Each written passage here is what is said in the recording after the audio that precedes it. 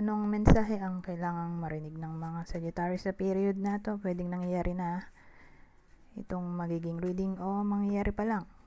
Kung hindi man para sa inyo itong magiging reading natin, edi baka para sa someone na malapit sa inyo o sa someone na kakilala nyo mismo. Baka may lumabas na gender, mamaya gawin nyo na lang energy, masculine at feminine energy. Pwede rin naman na wag nyo nang pansinin ang gender. Hindi ko masasabi kung anong magiging reading, kung positive ba o negative.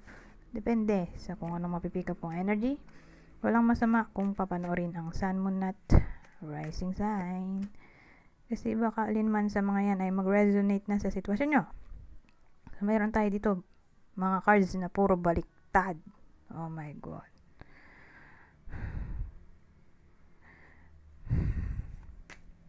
Pero kaklarify ko pa naman yan don't worry. So, meron tayo dito. Again, baliktad sila lahat Four of Swords. 4 of Wands. 6 of Cups. 7 of Swords. Ano kaya itong 4 of Wands. Bakit nandito to?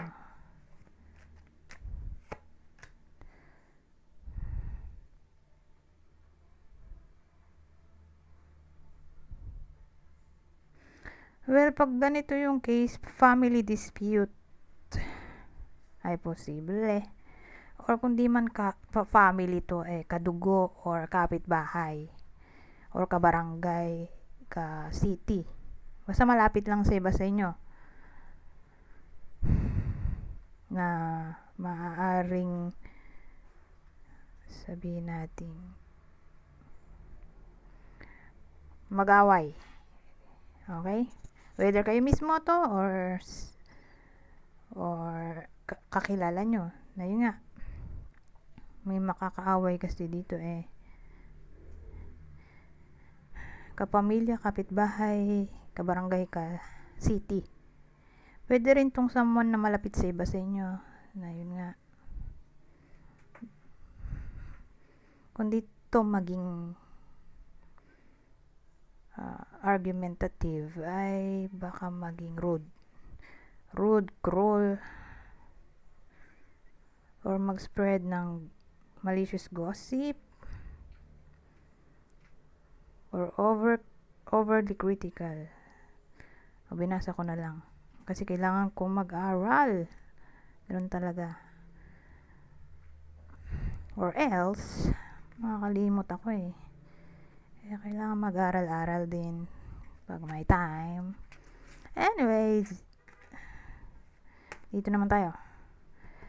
Ano tong 6 of Cups? Baliktad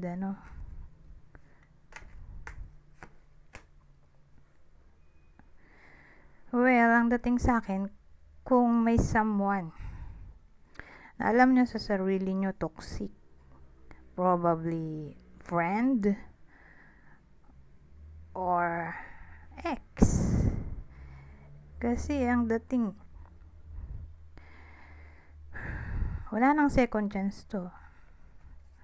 Kailangan na mag-move on o mag-let go na. Kasi nga, toxic sila. Or someone na nag-cause ng cheating ba sa iba sa inyo. Whether mabisyo yung friend, karelasyon, ex, or nag-cheat sa iba sa inyo. Naging dishonest o nag-steal ng gamit, pera. So, case to case basis. Kung alam nga ng iba sa inyo na toxic or bad influence in short, wala na tayong magagawa kundi mag-let go na talaga fully sa period na to. Yun ang advice dito kasi sabi dito, let go of the past. At ito nga yung sabihin natin bad influence people o person.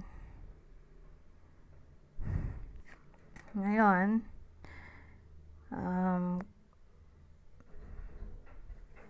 Seven of Swords, baliktad.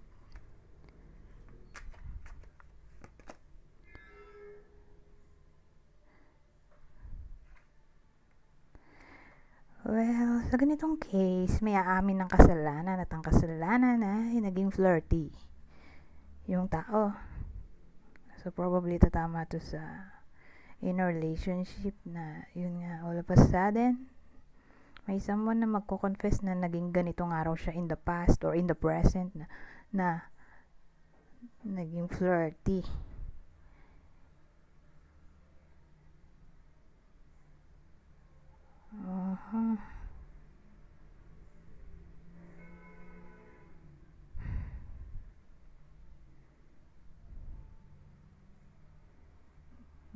May iba pa bang senaryong maisip dito?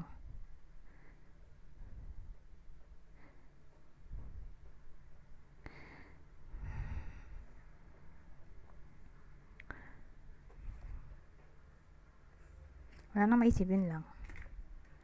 Anyways, dito na tayo sa susunod. Pero dun sa part na naging flirty, may aamin ng kasalanan or naging somewhat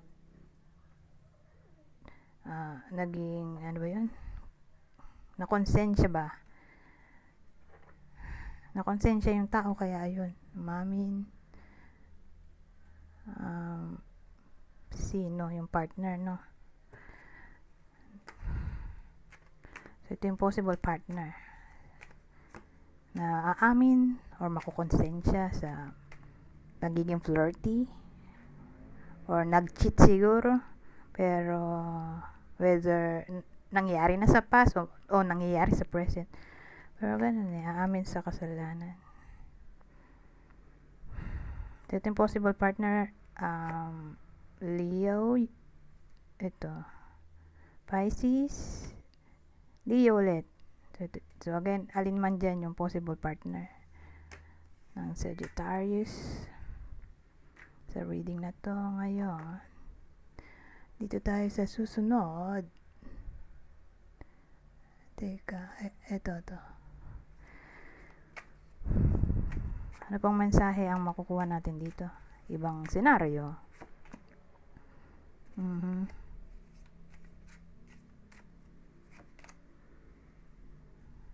Nick. Ano to?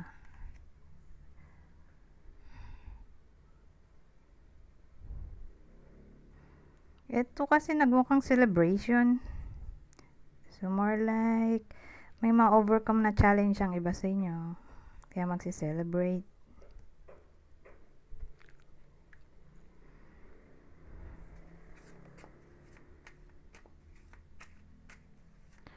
Or mananalo sa any form ng competition.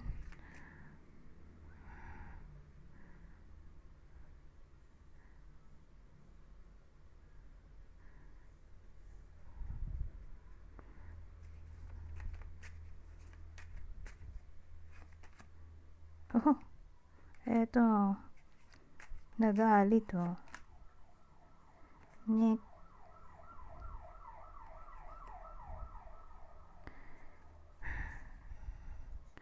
Sa ganitong klaseng combination, kaya to nagalit.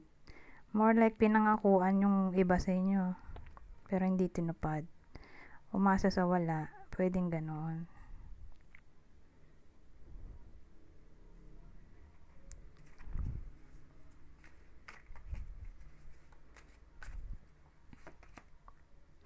So again, whether nangyayari na to o mangyayari pa lang. Apology. Natural disaster. Ano to? Teka.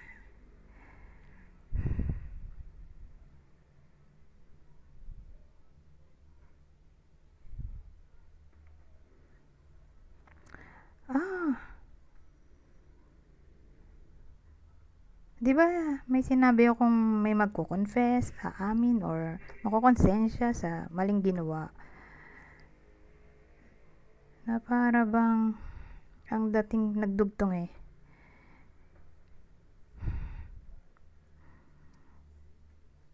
Natural disaster. Ang dating sa akin, kung patatawarin yung taong yon, wrong move. Kasi ulit yung taong yun sa maling ginawa niya. Kaya may disaster tayo dito. Na para bang kakalbaryuhin ulit ang iba sa inyo pag pinatawad ang taong to. So more like forgive and forget na lang.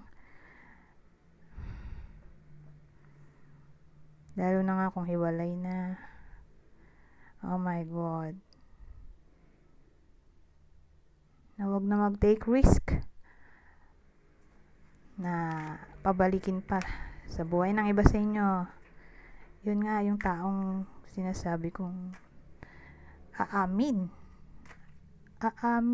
sa nagawang pagkakamali or nakonsensya sa nagawa niya,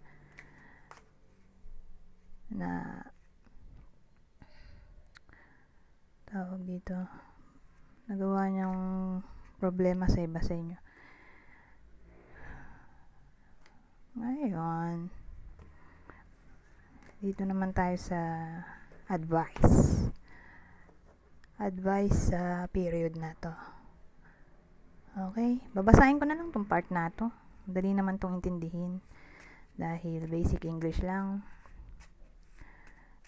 So again, advice to sa period na to.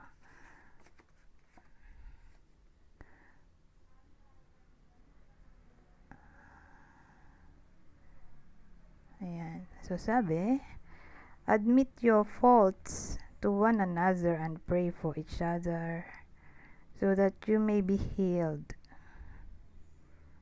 So applicable siguro to dun sa yung may ginawang kasalanan, 'di ba? Sa iba sa inyo, na yun nga, forgive and forget, i-admit ang fault sa isa't isa.